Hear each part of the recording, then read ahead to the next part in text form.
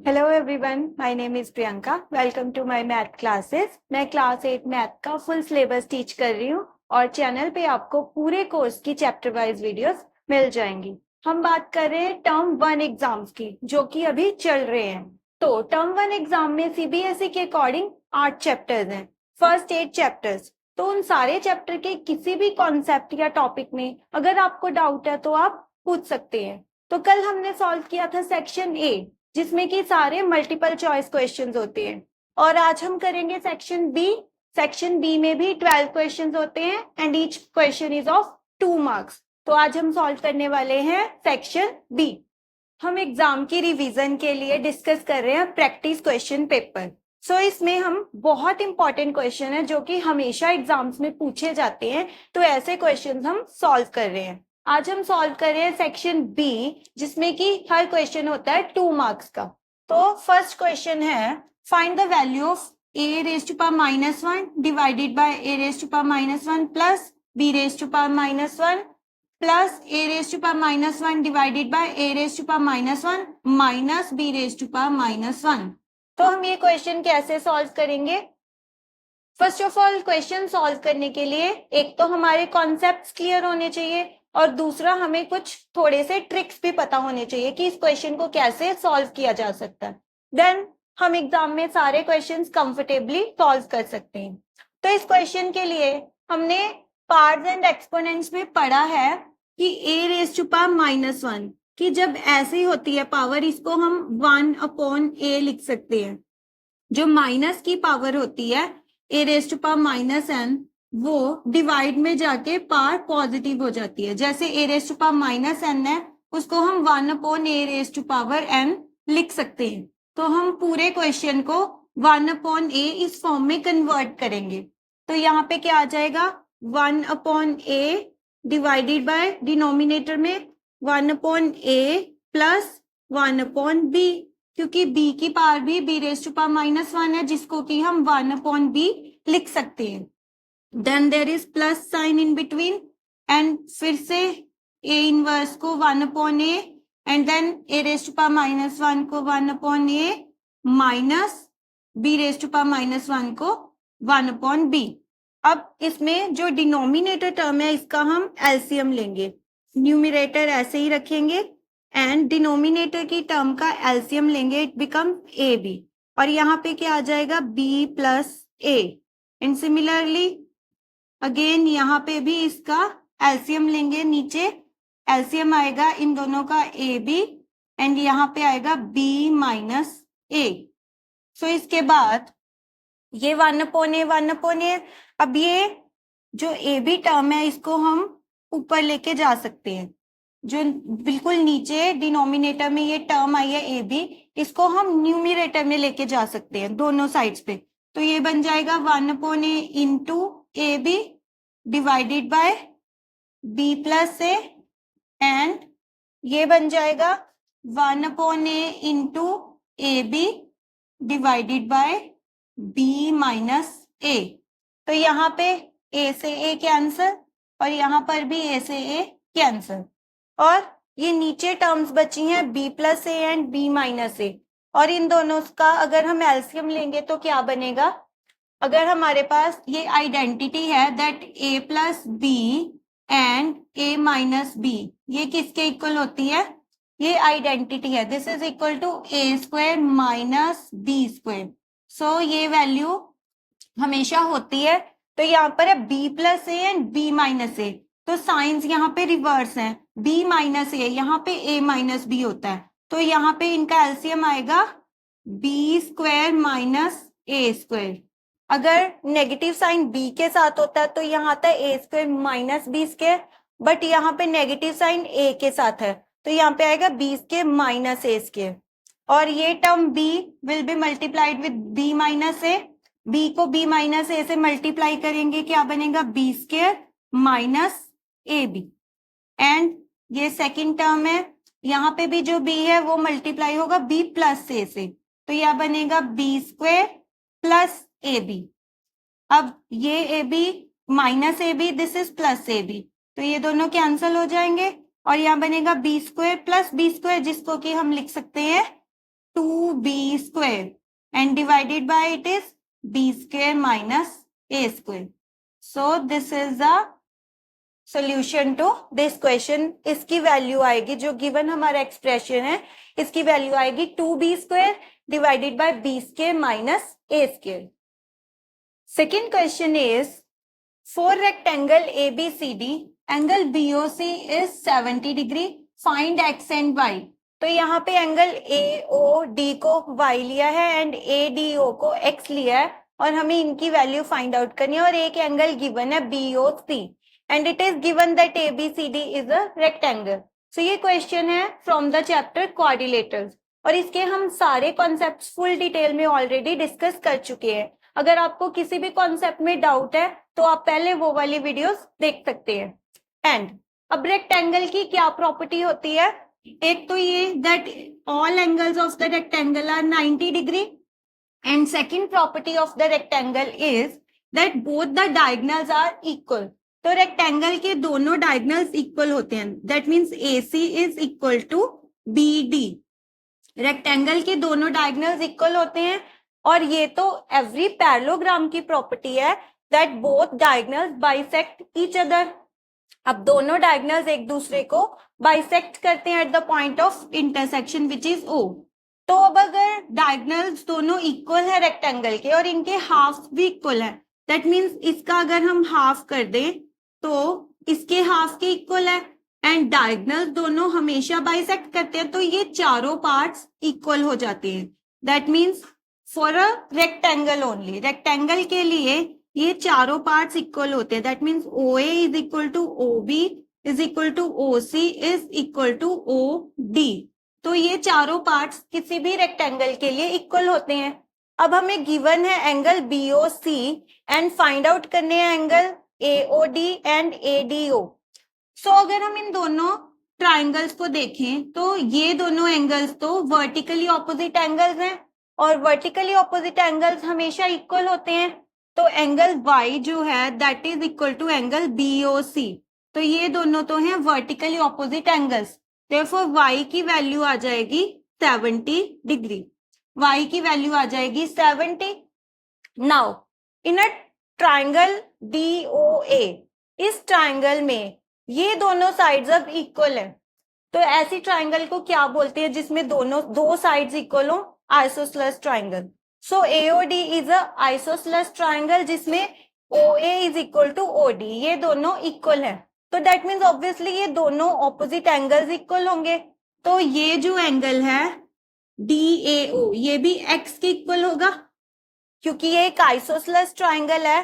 तो दोनों जो इक्वल साइड्स के ऑपोजिट एंगल्स हैं वो इक्वल होंगे. तो अगर ये एंगल x है तो ये सामने वाला एंगल भी x होगा. अब हम बात करेंगे ट्राइंगल AOD की. इन ट्राइंगल AOD तो किसी भी ट्राइंगल के तीनों एंगल्स का सम क्या होता है? It is 180 degree. ट्राइंगल के तीनों एंगल्स का तो दो एंगल्स इसमें x है और एक एंगल y है. That means x plus y is equal to 180 degree. अब हमें y की वैल्यू पता है, ये x प्लस x 2x हो जाएगा और y की वैल्यू हमने अभी कैलकुलेट की, it is 70 and this is equal to 180. तो 2x की वैल्यू क्या आएगी? 180 माइनस 70 विच मीन्स 110 और x की वैल्यू क्या आ जाएगी? 110 डिवाइडेड बाय 2 विच मीन्स 55. तो x की वैल्यू है 55 एंड y की वैल्यू है 70. Next question is smallest number which when multiplied by 70 to 100 will make the product a perfect cube. तो हमें फाइंड आउट करना है कि इस नंबर में, गिवन नंबर में हमें मिनिमम कौन सी वैल्यू ऐड करनी पड़ेगी, मल्टीप्लाई करनी होगी ताकि ये एक परफेक्ट क्यूब बन जाए. तो इसके लिए हम क्या करते हैं, 70 to 100, 7200 जो उनकी नंबर गिवन है उसके प्राइम फैक्टर्स कैलकुलेट करते हैं. तो अब अगर 70 to 100 के करने हैं, अगर आप इस मेथड से प्राइम फैक्टर्स फाइंड आउट करोगे 2 से शुरू करके तो कितनी लंबी कैलकुलेशन हो जाएगी. तो इसको स्मार्ट वे से सॉल्व करना चाहिए. सी यहाँ पे 72 है तो ये तो हमें पता ही है ना कि 72 is product of 8 into 9, 8 9 are 72। तो इसको ऐसे लिखना चाहिए, पहले 72 100 जो है इसको लिखो 72 इंटू 100। तो अब 72 को लिख सकते हैं 8 इंटू 9 और 100 को 100 ही लिखेंगे। तो अब 8 को हमें पता है, हम लिख सकते हैं 2 into 2 into 2 because 8 is the cube of 2। और 9 को लिखेंगे 3 इंटू 3। अब 100 को हम लिख सकते हैं 10 इंटू 10 और 10 को लिख सकते हैं 2 इंटू 5। तो यहाँ पे 2 इंटू 5 इंटू 2 इंटू 5 इस तरह से लिखेंगे। तो सी हमने जस्ट विद इन 1 मिनट और उसी में हमने सारे प्राइम फैक्टर्स लिख दिए हैं। अगर हम इसको इस वे में इसके प्राइम फैक्टर सॉल्व करेंगे तो काफी सारा टाइम वेस्ट होता है। तो हम इसको देखेंगे कि ये 7200 है, तो इसको लिखेंगे 72 इंटू 100। फिर हम देखेंगे कि 72 इज मल्टीपल ऑफ 8 इंटू 9, तो 8 9 are 72। हमेशा प्राइम फैक्टर्स इस तरह से लिख लेने चाहिए अगर कि नंबर इस तरह से लिखना पॉसिबल है। तो 100 को हम लिख सकते हैं 10 इंटू 10। तो अब 8 के हमें पता है 2 इंटू 2 इंटू 2 और 9 के 3 इंटू 3, 10 के 2 इंटू 5 एंड इस 10 के भी 2 इंटू 5। अब हम इनको रीअरेंज कर सकते हैं ताकि इनको ग्रुप अप कर सके। तो रीअरेंज करेंगे, यहाँ पे 3 2s हमारे पास ऑलरेडी हैं और ये तो एक ग्रुप बन जाता है। जब हमें क्यूब रूट फाइंड आउट करना है तो हम इसका क्या करते हैं, ग्रुप अप करते हैं 3 3 के पेयर में। तो अब हमें ये बताना है कि ग्रुप अप करने के बाद जो टर्म्स बचेंगी उनको हमें परफेक्ट क्यूब बनाना होगा। और यहाँ पे हमारे पास 2 के 2 मल्टीपल्स एक्स्ट्रा आ जाते हैं, तो इसको ऐसे ही लिखेंगे। देन 3 के हमारे पास 2 ही मल्टीपल्स हैं एंड 5 के भी हमारे पास 2 ही मल्टीपल्स हैं। अब अगर इस नंबर को परफेक्ट क्यूब बनाना है तो एक तो 2 का मल्टीपल ऐड करना पड़ेगा, एक 3 का और एक 5 का। तो हमें 3 मल्टीपल्स ऐड करने पड़ेंगे। ये ग्रुप कंप्लीट है, इसमें से एक 2 क्यूब रूट बन जाएगा, बट ये भी इनकम्प्लीट है, ये भी। इन तीनों में दो ग्रुप्स में 2 नंबर्स हैं एज प्राइम फैक्टर्स। तो हमें क्या करना होगा, इस ग्रुप को पूरा करने के लिए इसमें मल्टीप्लाई बाय 2, इसको पूरा करने के लिए इसमें मल्टीप्लाई बाय 3 और इस ग्रुप को पूरा करने के लिए यहाँ पे मल्टीप्लाई बाय 5 करना होगा।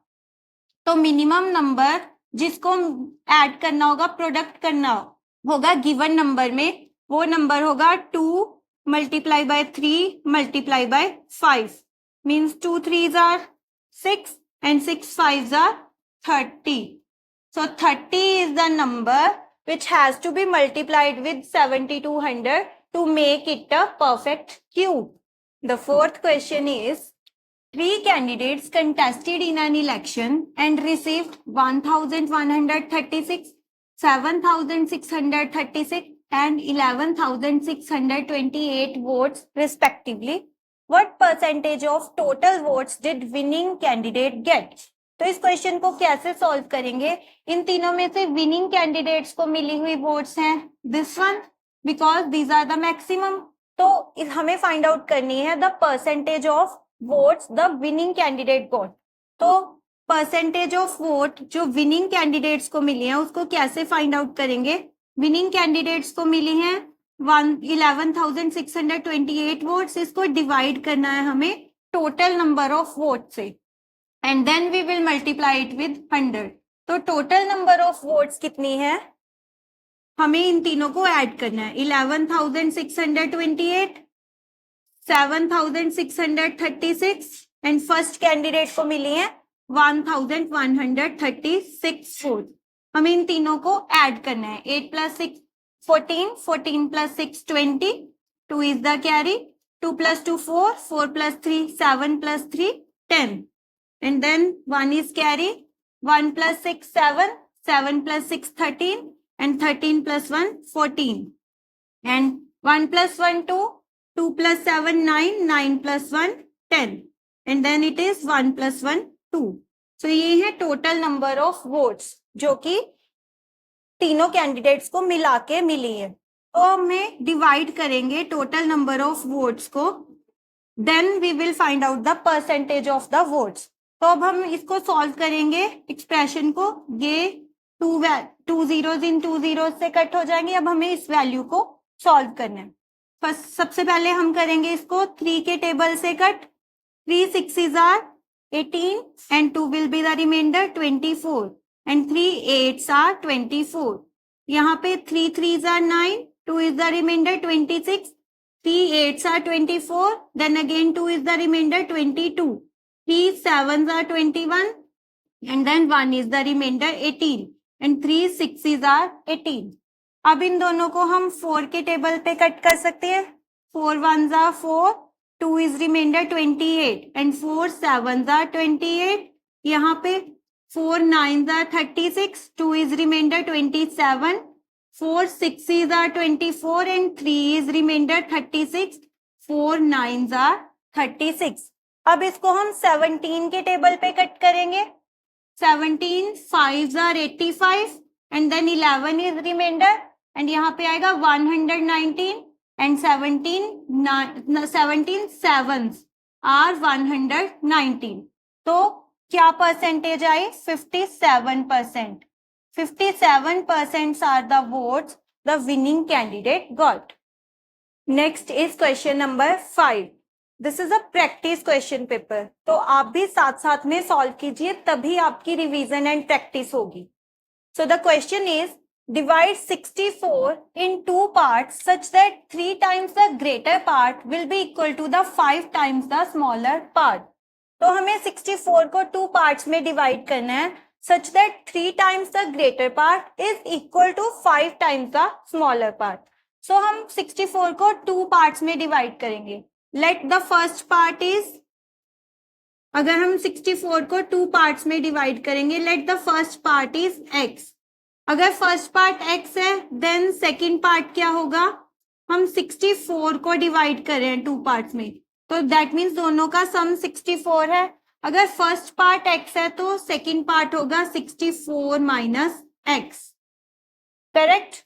And now according to the statement 3 times the greater part is equal to 5 times the smaller part. तो इन दोनों में से हम सपोज कर लेते हैं that this one is the greater part. तो we have given that 3 times the greater part, एक part का 3 times is equal to 5 times the smaller part. So we have assumed that this part is greater and this is smaller. वो अपने आप solution के according हो जाएगा, क्योंकि हमने अकॉर्डिंग टू स्टेटमेंट इसको इक्वेशन को लिखा है that 3 times the greater part is equal to 5 times the smaller part. अब हमें इसमें से x की वैल्यू फाइंड आउट करेंगे। 3x is equal to 5 into 64 is 320 minus 5x। So here we have 3x and here we have minus 5x। तो हम minus 5x को इधर शिफ्ट करेंगे। So this becomes 3x plus 5x is equal to 320 और यहाँ पे हमारे पास आएगा 8x is equal to 320। तो x की वैल्यू आ जाएगी 320 divided by 8, तो which is equal to 8 4s are 32, 40।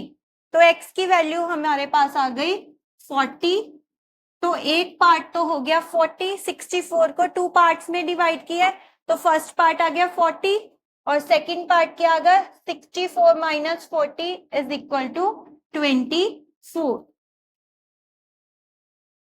Question number 6 is given that under root of 4096 is 64, then the find the value of under root 4096 and under root of 40.96। तो इसकी value क्या होगी? तो 4096 का under root ये तो 64 के इक्वल है, ये तो गिवन है, और हम इस वैल्यू को क्या लिख सकते हैं? 4096 डिवाइडेड बाय 100। हम इस वैल्यू को ये लिख सकते हैं। वैसे तो अगर 2 डिजिट छोड़ के पॉइंट लिखा है देन हम डायरेक्टली इसको 6.4 लिख सकते हैं, but for the understanding purpose अगर हमें आपको इसमें कुछ कंफ्यूजन है तो हम इसको ऐसे भी लिख सकते हैं that 4096 divided by 100, because 2 digit छोड़ के पॉइंट लगा है तो पॉइंट हटा के हम बाय 100 लिख सकते हैं। तो अब इसका आंसर क्या आएगा? ऊपर वाला जो 4096 है उसका 64 एंड 100 का जो स्क्वायर रूट है वो 10 होता है, तो हम इसको लिख सकते हैं 64 divided by 10, so which means 6.4। तो अब हम इन दोनों को अगर ऐड करेंगे 64 प्लस 6.4 तो ये बनता है 70.4। तो ये है इसका answer. The 7th question is solve the following expression using properties of rational numbers. तो ये एक्सप्रेशन गिवन है, इसको सॉल्व करना है using the properties of the rational numbers. तो हम इसको सॉल्व करने के लिए रैशनल नंबर्स की प्रॉपर्टीज यूज करेंगे।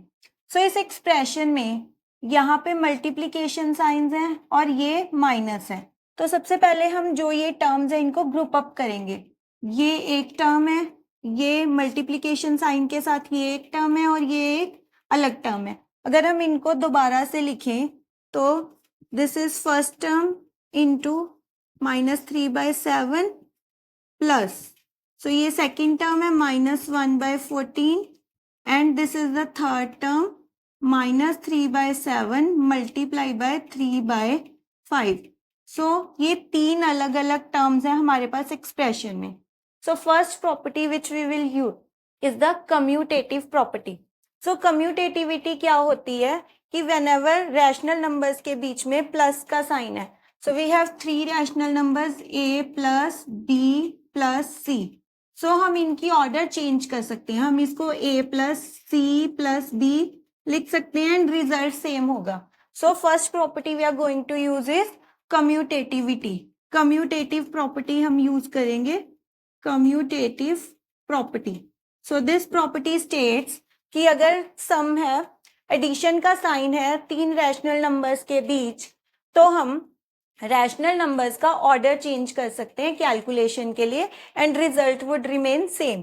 तो हम इस टर्म को यहाँ लिख सकते हैं और इसको यहाँ, तो हम इन दोनों का जो प्लेस है वो चेंज कर देंगे, ऑर्डर चेंज कर देंगे। So we will rewrite the equation, first term as it is, this is the first term and then हम सेकेंड पे लिखेंगे ये term -3/7 into 3/5 and then the third term plus -1/14।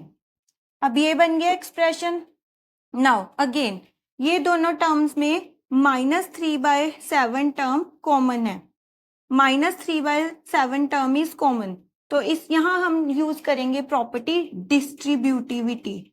So distributivity property क्या होती है, distributive property क्या होती है, दैट कि मल्टीप्लीकेशन का साइन है इन दोनों एक्सप्रेशन के बीच में, तो इनमें से हम -3/7 को कॉमन ले सकते हैं एंड अंदर ब्रैकेट के बचेगा 2/5 plus 3/5। So this is the distributive property of multiplication कि हम ये एक्सप्रेशन को बाहर कॉमन बाहर निकाल सकते हैं एंड इसको इस तरह से लिखा जा सकता है, this is the distributive property. And then the next term is -1/14। सो सबसे पहले हमने दो प्रॉपर्टीज यूज की हैं। फर्स्ट इज कम्यूटेटिविटी, जिसमें हमने इस एक्सप्रेशन में जो भी नंबर्स हैं उनका ऑर्डर चेंज किया है, यानी कि सेकेंड टर्म को थर्ड पे लिख दिया और थर्ड को सेकेंड पे शिफ्ट किया। एंड देन सेकेंड प्रॉपर्टी जो हमने यूज की है वो है डिस्ट्रीब्यूटिव प्रॉपर्टी। इसमें क्या है, डिस्ट्रीब्यूटिव प्रॉपर्टी क्या होती है, if we have a into b plus c, so this can be written as a into b plus a into c. So this is the distributive property. तो यहाँ पे हमने वो यूज की। सो अब हम इस टर्म को सॉल्व करेंगे which is inside the bracket -3/7 into, इसको सॉल्व करने के लिए we will take 5 as LCM. So यहाँ पे 2 + 3 and second expression as such -1/14। अब यहाँ पे क्या बनेंगी वैल्यू, 2 + 3 इज 5 एंड 5/5 1। सो यहाँ पे हमारा एक्सप्रेशन बनेगा -3/7 और ये टर्म तो 1 हो जाएगी, 2 + 3 5, 5/5 1 एंड देन प्लस -1/14 -1/14। अब क्या करेंगे, we will again take the LCM. तो यहाँ पे एलसीएम कितना होगा इन दोनों टर्म्स का, 14 एंड यहाँ पे we have the 7 2s are 14. So we will multiply 2 with this numerator term. 2 into minus 3, minus 6. And here we also have the minus sign, minus 1. तो ये expression बन गया minus 6 minus 1 means minus 7 upon 14, which can be written as minus 1 by 2. So minus 1 by 2 is the answer to this expression. Next question is 1 to 20 are written on 20 separate slips, one number on one slip, kept in a box and mixed well. One slip is chosen from box without looking into it. What is the probability of getting 2-digit number? So we have given that there are 20 different slips. 20 different slips है जिनके ऊपर numbers लिखे हैं from 1 to 20. So 1 से लेके 20 तक के सारे नंबर वन स्लिप हो, one number on one slip, इस तरह से लिखे हैं, एक पे 1, 2, 3 and 20 तक. So we have to find out that what is the probability of getting a 2-digit number. हमें सिर्फ एक स्लिप इनमें से चूज की है.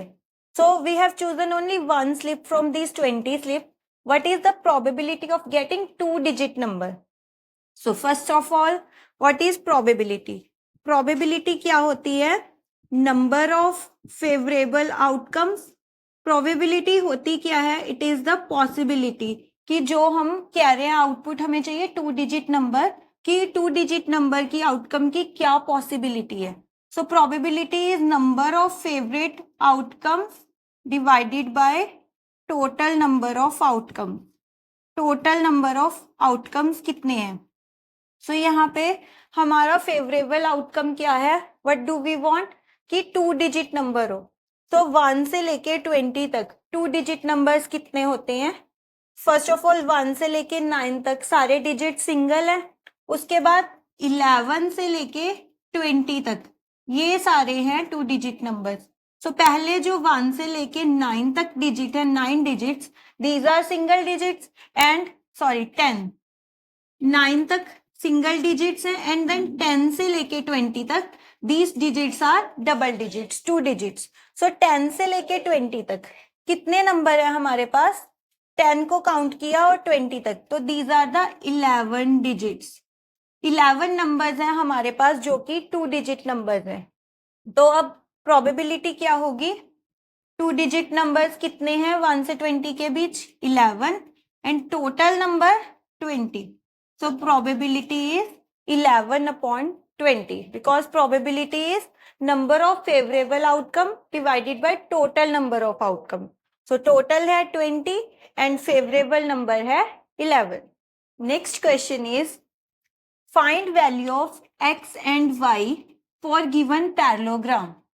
So we have given a parallelogram ABCD जिसमें से हमें x and y की values find out करनी है. ये साइड AB given है is equal to 4x plus 3 and CD 23. AD side की वैल्यू गिवन है 3y plus 1 and BC is equal to 19. और हमें इसमें से x and y की वैल्यूज फाइंड आउट करनी है. पैरेललोग्राम हमें गिवन है. पैरेललोग्राम की क्या प्रॉपर्टी होती है? Both the pairs of parallelogram, in parallelogram both pairs of opposite sides are parallel and equal. So ये प्रॉपर्टी है पैरेललोग्राम की that both pairs of opposite sides are parallel and equal. That means AB side is equal to CD and BC side is equal to AD. So जो भी value हमें given है AB and CD की, we can equate that because AB is equal to CD. This is the property of parallelogram. So AB की value given है 4x plus 3 and CD is equal to 23. So इसमें से हम x की value find out कर सकते हैं. 4x becomes equal to 23 minus 3. That means 4x comes out to be equal to 20. So x की वैल्यू क्या आएगी? 20 divided by 4, which means 5. So x is equal to 5. Then similarly, we will equate sides BC and AD. BC की value what is given to us? 19. And AD की value है 3y plus 1. So first of all, we will shift this term 1 to the left hand side of equation. So here what do we get? 19 minus 1 is equal to 3y. So 3y की value है 19 minus 1 18. So y की क्या value आएगी? 18 divided by 3 which means 6. So x की value आएगी 5 and y की 6. The next question is from data handling. We have given a pie chart. ये question देखने में कॉम्प्लिकेटेड एंड डिफिकल्ट लग सकता है but this is very easy. Data handling chapter के सारे क्वेश्चन बहुत ही इजी होते हैं. सो the question is pie chart represents the distribution of proteins in parts of human body. What is the central angle of sector representing skin and bones together? So what we have given एक pie chart है जिसमें हमें muscle, skin, bones and hormone, enzymes and other protein, इन सबका जो part है वो represent किया. This is the distribution of protein in parts of human body. That muscle में कितने प्रोटीन्स होते हैं? पूरी बॉडी के 1/3 पार्ट, स्किन में 1/10 एंड बोन्स में 1/6 एंड बाकी का अदर्स. तो ये हमें गिवन है that distribution of protein in a human body. And what we need to find out, हमें फाइंड आउट करना है central angle of sector representing skin and bones together. So this is the part of skin 1/10 and bones का है 1/6. तो हमें find out करना है sector का angle which is representing skin and bones together. अब जो पाई चार्ट है वो सर्कुलर फॉर्म में होता है एंड सर्कल का सेंटर का कंप्लीट एंगल कितना होता है? This complete angle is equal to 360 degree. Circle का ये कंप्लीट एंगल 360 होता है एंड हमें क्या फाइंड आउट करना है? इस सेक्टर का angle which is representing skin, यहाँ पे है स्किन एंड यहाँ पे बोन. एंड हमें फाइंड आउट करना है that skin and bones together उनका जो पार्ट है और जो ये सेक्टर फॉर्म कर रहे हैं इसका एंगल कितना होगा? Central angle. तो सेंट्रल एंगल हम कैसे फाइंड आउट करते हैं? इनका जो पार्ट है उसको मल्टीप्लाई करते हैं 360 से, तो इस पार्ट का एंगल हम फाइंड आउट कर सकते हैं. सो सबसे पहले हमें चाहिए बोन्स एंड स्किन टुगेदर. तो जो इन दोनों का पार्ट है we have to add that. Skin का पार्ट है 1/10 एंड बोन्स का 1/6 और हमें पहले फाइंड आउट करना है because we need to find out skin and bones together. So सबसे पहले हम इनको ऐड करेंगे. बोन्स का पार्ट है 1/6 एंड स्किन का 1/10. तो टोटल इन दोनों का पार्ट क्या आ जाएगा? एलसीएम लेंगे. LCM of 6 and 10 is 30. 6 5s are 30 and 10 3s are 30. So this is equal to 8/30 or it can be written as 4/15. So this is the part which is representing skin and bones together. तो ये part है जो distribution of protein in parts of human body है. तो skin and bones together in दोनों में 4/15 part है protein का. तो सेंट्रल एंगल कितना होगा? सेंट्रल एंगल हम कैसे फाइंड आउट करते हैं?